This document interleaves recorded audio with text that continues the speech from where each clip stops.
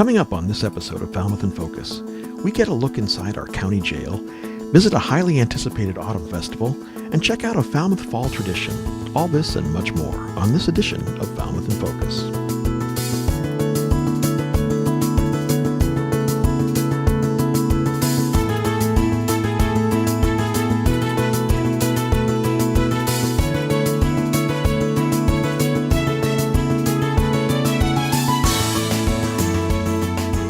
Hello and welcome to Falmouth in Focus, FCTV's current affairs program. I'm your host, Michael Kasparian. We start this episode at Barnstable County Correctional Facility, which opened in 2004 and is currently home to over 400 inmates. FCTV was recently invited to see what life is like for those inside. My name is Chris Erdikian. I'm a major at the Barnstable County Sheriff's Office. I've been with the department for 22 plus years. I'm currently Assistant Deputy Superintendent of Operations. I oversee the shifts that work inside the facility. My name is Peter Montero. I'm a major here at the Barnstable County Correctional Facility. I've worked for the department for 25 plus years. I'm currently an Assistant Deputy Superintendent in charge of training. I'm the Director of Training. I also oversee the reentry program here at the facility. I also oversee inmate health and medical services, electronic monitoring, and work release inmates. Well, today we're going to walk through the facility. We're going to start off at Central Control. We're going to go down to our jailer units where pretrial inmates are waiting to go to court. We'll go into the intake area. We're going to be checking, we'll show you our B-scan, body scan unit. And from there we'll walk down to the RSTAP program, our Resident Substance Abuse Treatment Program, and take a tour inside there.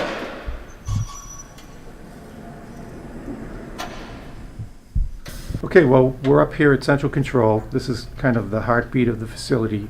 All the movement is controlled through Central Control, through two panels. We also have two supervisors that are up here at all times. They oversee operations inside the facility. Any type of situations that take place, they respond to it and make decisions accordingly based upon the incident at hand.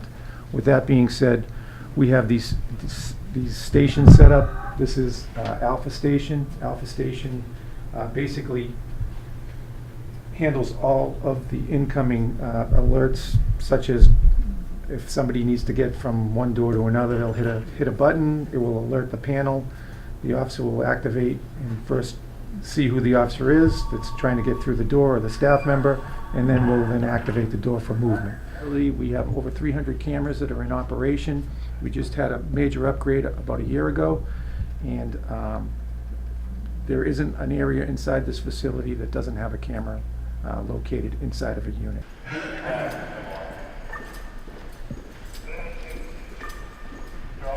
So obviously this is intake right here. What we have is when the inmates come in, they're escorted through the garage in the van. The officers obviously deploy their weapons and keep them outside. There's no weapons obviously allowed in the facility. They'll come in, they'll go through the B-scan unit, which Major Adikian will speak to. We have a booking officer who will stay on this side of the wall with a view of the inmate, and he's able to direct the inmate using an intercom system on where to stand, and alerts the officer that a scan is going to be performed, so he will stand in an area where the very minute amount of radiation is produced by the machine to produce the scan. And this is the workstation that basically takes in all that information, and we're able to view what the scan looks like from this station here. The booking officer will then look to see if there's any indicators of any potential contraband coming through the system. If he does find that, he'll flag it and call a supervisor, and we'll take the appropriate steps to isolate the inmate. We're going to go down and we're actually going to go into the RSAT unit. We'll show you basically the expectation in there is that they're going to keep their quarters neat. We have a picture up that we expect that their cell should look like. You will see that. It will be in perfect order. These people are earning good time. They're programming. They're getting the rehabilitation needs met. They're also educating every day, and they also have a job. So they're earning the max good time they can. House 3 is also all the worker units. So J-Pod houses all the facility workers inside kitchen. laundry.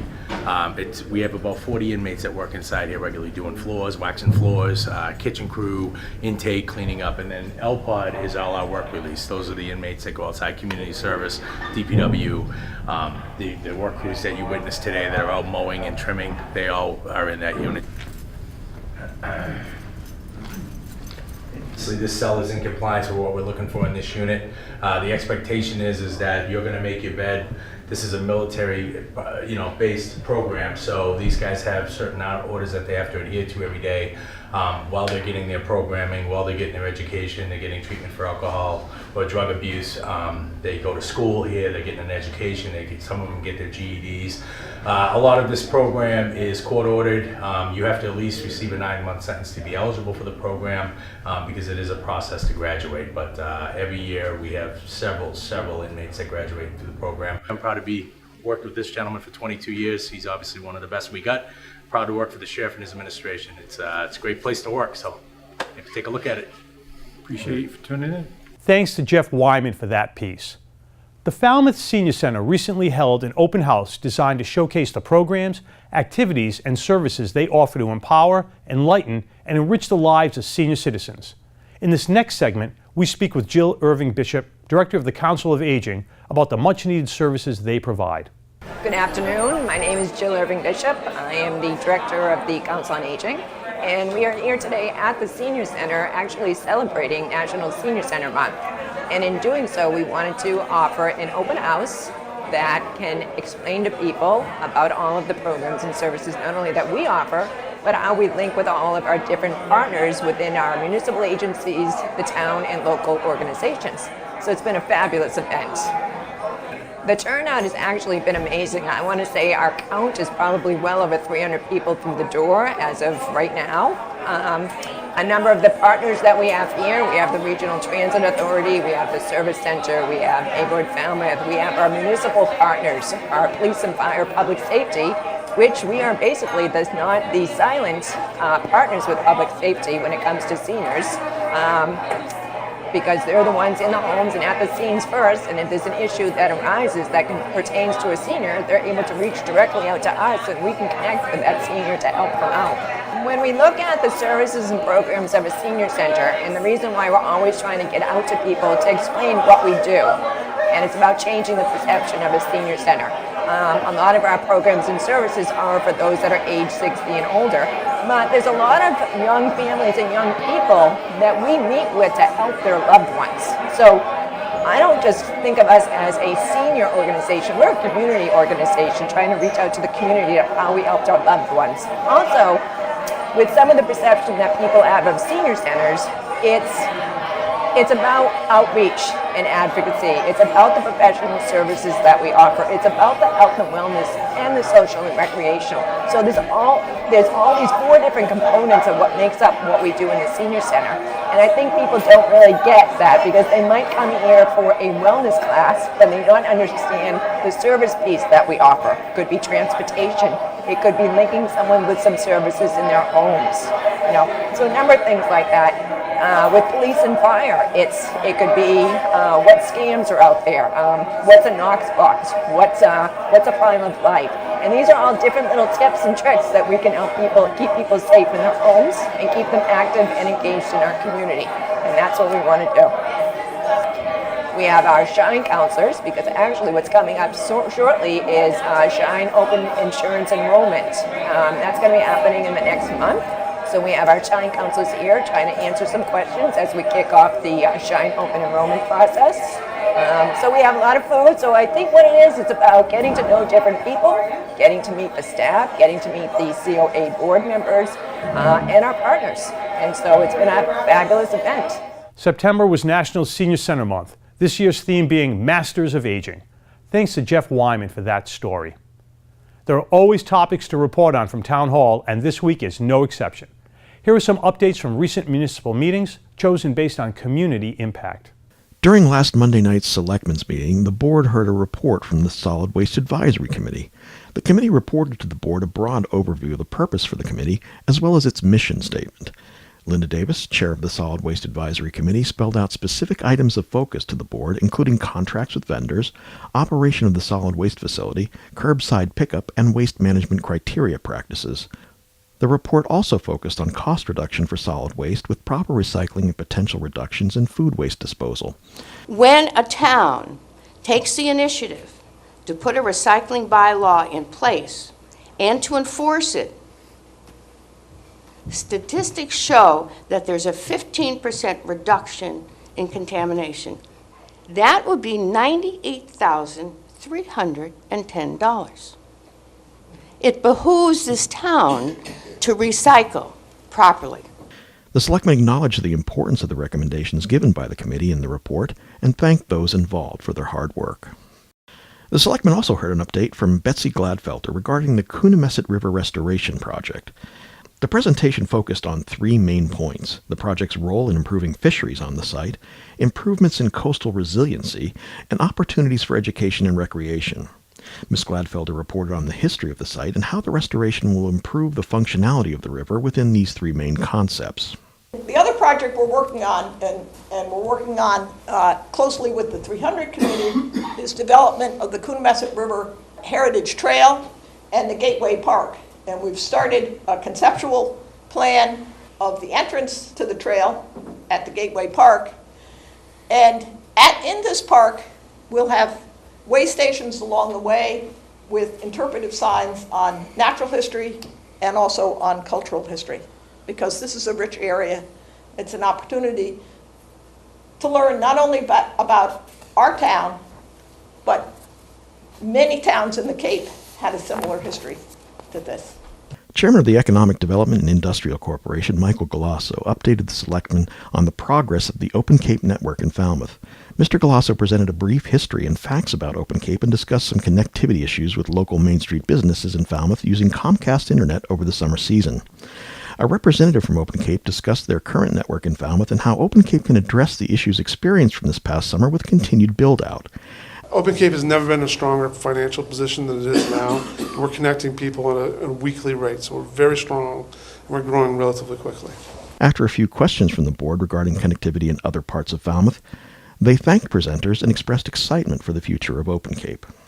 To watch any of these meetings in their entirety, please visit FCTV's website at fctv.org to view the programming schedule. Right now, we're going to take a quick break to learn about a pair of adoptable dogs from Friends of Falmouth Dogs. When we come back, we'll learn about the Scarecrow takeover in Falmouth Village. Stay with us. Patrick is an 11-year-old Lhasa Apso who enjoys taking walks as much as tucking himself into a chair to take a nap. He does not like to sit in laps, but will sometimes sit beside you. Molly is an 8-year-old Shih Tzu who also enjoys walks, but does not have Patrick's stamina. Molly has joint pain and is on medicine which causes weight gain. Like Patrick, Molly enjoys sitting with people and will follow you around the house. Both dogs require regular grooming, but are very sweet, having grown up in a household together with cats. Their owner passed away, and the remaining family members were not dog experienced, but we hope you'll be able to find a place for one or both of them in your home. If you'd like to learn more about Molly and Patrick, please call us at 508-548-7742, visit friendsoffalmouthdogs.org, or come in during adoption hours. Welcome back. The Bourne Farm recently held Pumpkin Day, a day-long celebration of the quintessential fall gourd, filled with plenty of family-friendly activities such as hay rides, a petting zoo, and of course pumpkin picking. FCTV was there to give you this overview.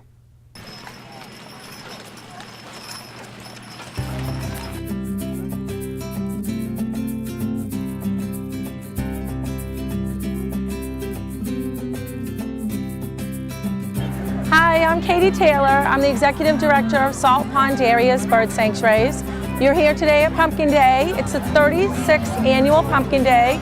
It's Bourne Farm's largest fundraiser for the property that we do. Every year we have pumpkin picking, pony rides, hay rides, free house tours. We have lunch available from some local businesses. We partner with the West Falmouth Village Association. They provide the music and free crafts. So there's some things that are free to get the community here to enjoy this beautiful property. And there are also some things that we charge tickets for to help us sustain this lovely place for future generations to enjoy. This thing's huge!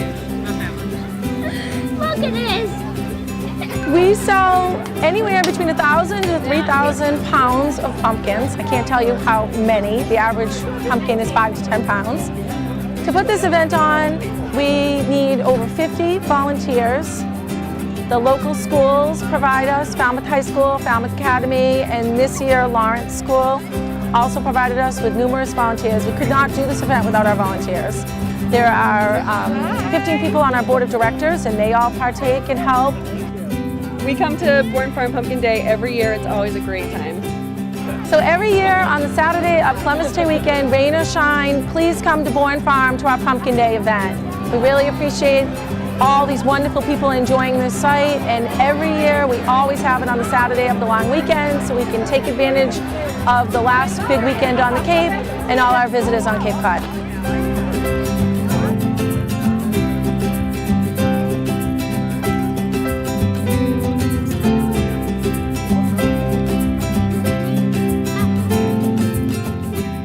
Those who are unable to make it out to Pumpkin Day need not fret, as they will be available at the farm for the rest of the month. Thanks to Andrew Richards for that coverage. The annual Village of Scarecrows is taking place now until November 5th along Main Street. Patricia Cosgrove of the Falmouth Village Association tells us about this fun tradition. Well, this is our annual Scarecrows in the Village. Created by the Board of Directors for the Village Association, and also was an idea brought forward to the board through a member of the Village Association. And we actually plan this every fall as an event on Main Street with the members creating their own scarecrows and displaying them in the village. Many of them are really creative. Some are whimsical, comical, others have a little bit of a scary note to them, but most of them are quite creative, and usually the employees put together their thoughts and ideas and come up with something that either reflects their business or something totally off the board. Over the weekend, we built up our scarecrow for the Halloween Fest coming up, and we came up with a great idea with it, the whole team, and we've made our scarecrow, and we're calling him Bone Broth. We have a great big 20-quart cooking pot with some spiders crawling out of it, and then we got one of our crew member brought in her chef's coat, and we popped it on and have a nice little skull right up top there with lit up eyes. I didn't know about how to incorporate furniture in the design, so I just thought, why not just use all of our merchandise and our product to make the mermaid. So the only thing that I went out and purchased is the head. It's a wig head, and I just covered it in sand. But all of the grass and the greenery are faux florals that we sell here at the shop. This is actually a blankie tail, which is a blanket tail that's shaped like a mermaid's. And then the netting is almost like a window treatment that we sell by the yard. So again, it's something that we sell here in store. This is a little like fish garland that we used as a necklace, some air plants, and then we just used some more of the netting as sort of like a backdrop. Everyone told me it was super competitive here on Main Street, so I'm like, we have to go all out because we're new here. And everyone coming in said it's amazing, and they're really, really impressed, and they love it, and original, so it's been good. We find that the crowds, the visitors, the locals love the attraction. They stop, take pictures, pose with the scarecrows, and we also promote the event on our Facebook page, the Falmouth Village Association, for voting for your favorites, and then we give the award to the most popular scarecrow. Currently, we have our scarecrows on display October 15th through November 5th. You can go directly to our Facebook page of the Falmouth Village Association and click a like or a comment on the scarecrow that you feel deserves the award for the favorite.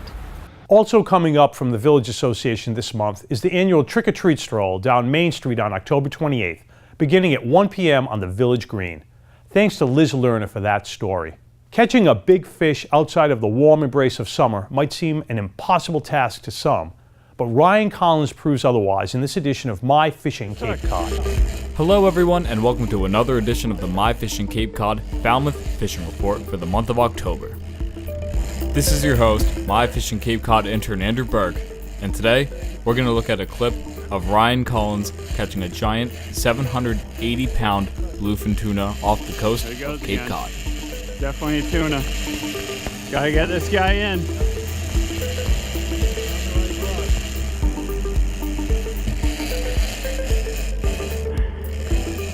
The giant bluefin tuna bite on Cape Cod stays hot from October all the way through December. Many charter captains run regular trips in both October and November. Get ready to go to port. Yep.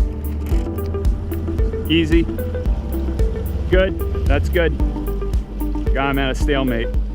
He's coming up. Oh my gosh.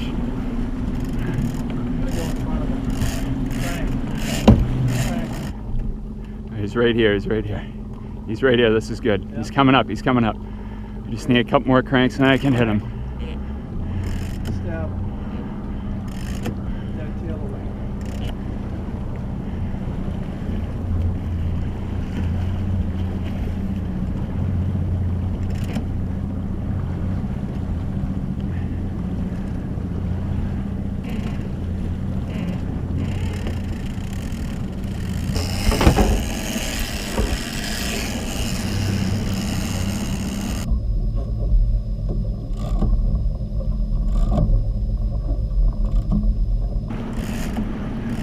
There he is. Right, starboard, starboard, starboard, hard starboard. Okay, get the harpoon. Yep, I need forward, forward, forward, forward, forward. I think I should grab the rod, you grab the harpoon. Keep going forward.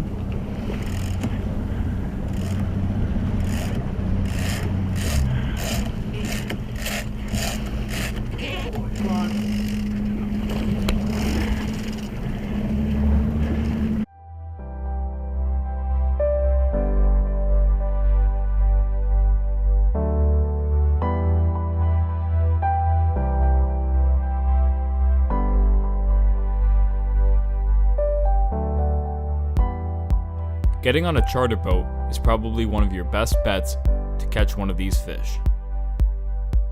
And you have a great shot of hooking one in the month of October.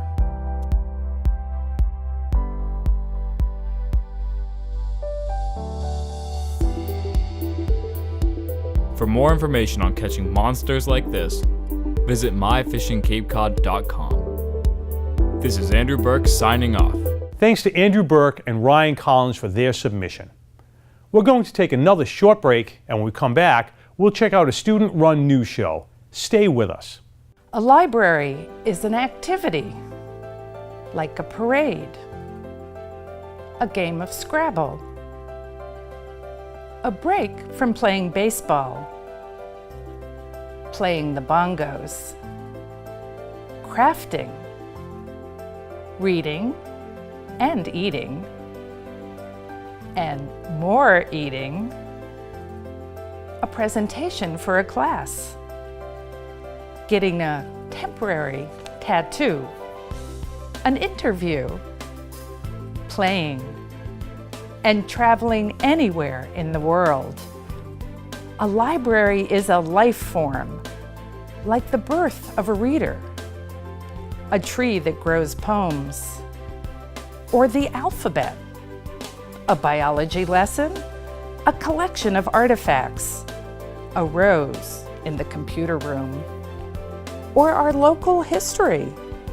A library is a relationship with a special friend, with one's BFF, with a teacher, with classmates, with a dance partner, with a friendly ear, with members of a group, with a mentor, with a librarian who is full of information, with one's family, and with the community. An activity, a life form, a relationship, a library. where people access, share, create, and experience information. A place where minds and souls thrive. Your library, the Falmouth Public Library. Welcome back. Morning announcements have always been a part of the high school experience, but students at Falmouth High have put a modern twist on the activity. Each morning, students put on a new style broadcast called FHS Morning News, and in this next segment, we get an inside look at how it's made. The FHS Morning News is a student-run group. They meet every school day before school starts. The day before, we work together on the scripts, pulling all of the information from the daily bulletin. And then we spend the morning before the newscast updating with the latest news as well as the weather and the sports as well. Students in the morning news come in and they produce morning news very similar to what you'd find at any major news station. When I was growing up in school, I had the experience of being able to work at a CBS News affiliate, so that is what I try to replicate here for the morning news as well. Students come in on any given day. They could be anchoring or doing weather or sports. They direct, they run teleprompter, they do absolutely every job that would conceivably be something that you could do in a newscast. And then that news goes out to Falmouth High School, not only through the smartboards in every single classroom, but also out onto Channel 14 as well to the Falmouth community. I have a lot of friends that are interested in it, and I've been involved with it since my freshman year, and it's extremely interesting to me, and it gives me an opportunity to do things like film at football games, extracurricular activities, so on and so forth. Because it was really fun. I like it. It's nice to watch how everything works. It's a really great experience. You meet a lot of good people while you're involved with it. And it gives you an opportunity to get some real-world professional experience with news broadcasting, anything else you choose to be involved with while you do the morning news. I think the benefit of the morning news is that it's just one more avenue for us to communicate directly with our student body and with our faculty about all the happenings at Falmouth High School, all the great events, all the ways that we try and improve school culture through things like Spirit Week and Hawaiian Day, which we are celebrating today. You can tune into the FHS Morning News at 7:24 a.m. each school day on our Education Channel 14. Thanks to Ryan Weber for that piece. Here at FCTV, we want you to know that television can be as easy as hitting record on your smartphone. We'd like to invite all Falmouth residents and visitors to share their slice of life with us. Email us your photos and videos or upload them to Facebook, Twitter, or Instagram using the hashtag MyFalmouth or Falmouth in Focus to be featured on the show. Thank you to our most recent contributors. We leave you now with the sights and sounds of the 7 Stars Academy of Martial Arts annual tournament. Thanks for watching Falmouth in Focus. We'll see you next time.